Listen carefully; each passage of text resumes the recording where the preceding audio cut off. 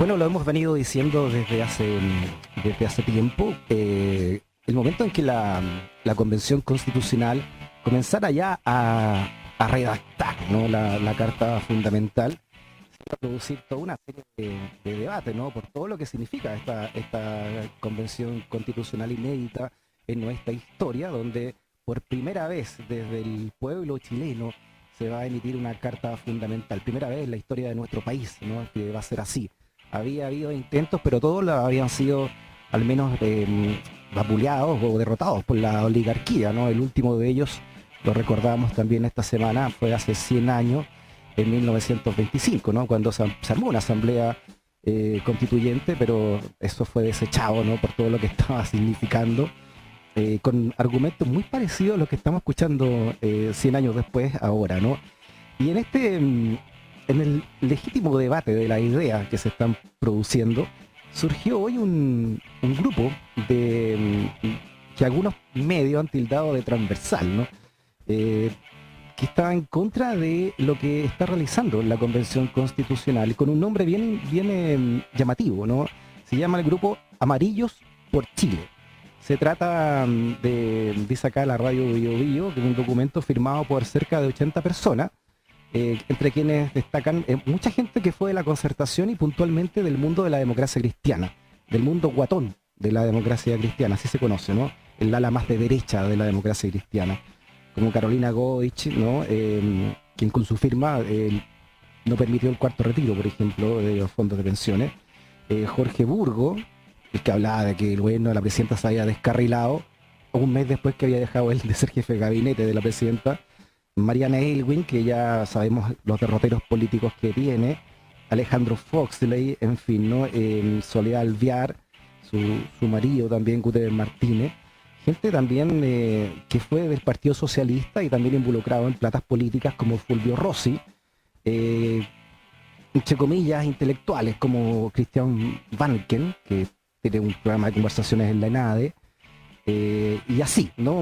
Una serie de personalidades que hablan en contra de esta llamada euforia refundacional, lo que ellos tildan de radicalidad y maximalismo que está teniendo la convención, etcétera, ¿no?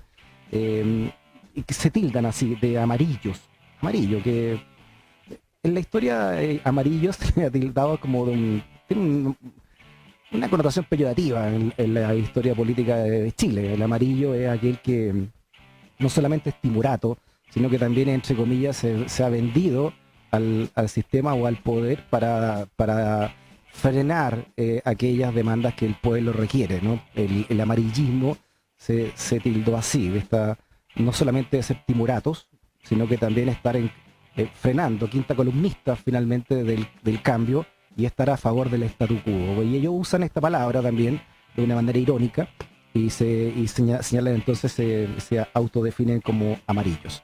Y basta ver algunos nombres, ¿no?, de la gran mayoría de estos 80 para entender, te repito, dentro del legítimo derecho y debate de ideas que está produciendo esta Convención Constitucional, para ni siquiera ver bajo el agua, pero analizar un poco cuál ha sido la historia política y la historia pública de muchas de estas personalidades que están ahora tildándose o autotildándose de amarillo, ¿ah? Como por ejemplo el señor Ricardo Escobar Calderón, que firma esta nota. Ricardo Escobar Calderón fue director del Servicio de Impuestos Internos en el primer gobierno de la presidenta Bachelet, sobrino del expresidente Ricardo Lagos, y él fue uno de los que dejó una doctrina dentro del Servicio de Impuestos que lleva su nombre hasta el día de hoy, ¿no? La doctrina Escobar. Según Juana Pablaza, que es el presidente de los fiscalizadores del Servicio de Impuestos Internos, me lo he dicho personalmente en muchas entrevistas que me ha dado, una de las personas más nefastas que ha pasado por el Servicio de Impuestos Internos, precisamente con su doctrina, la llamada doctrina Escobar, que según leo acá en el mostrador, señalan este triunfo de la llamada doctrina Escobar como la que pregona la utilización de boletas falsas para financiar campañas. Se trata solo de una falta, ¿no? O sea, que este uso de platas para campaña con boletas falsas es una falta la que puede subsanarse aplicando multas y dándole una salida administrativa al problema. O sea, gracias a él quedó mucho en nada, quedó ayudó a que el Servicio de Impuestos Internos después, cuando llegara Barraza, años después, se consolidara aquí no pasa nada, que nadie sale preso porque aquí si se paga no es delito, o sea, si te pillaron, ups, paga, y con eso queda en nada, ¿no? Esa es la doctrina de este señor Escobar. Luego, Escobar se dedicó a sus labores privadas, ¿no?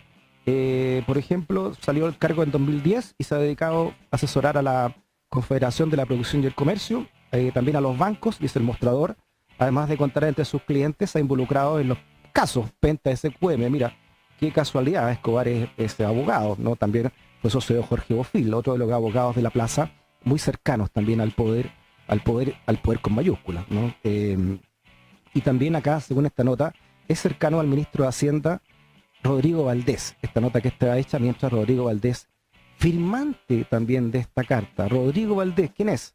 Ministro de Hacienda de la presidenta Bachelet, y renuncia a la presidencia, al Ministerio de Hacienda, cuando la presidenta Bachelet en su gobierno vota con B larga, ¿no?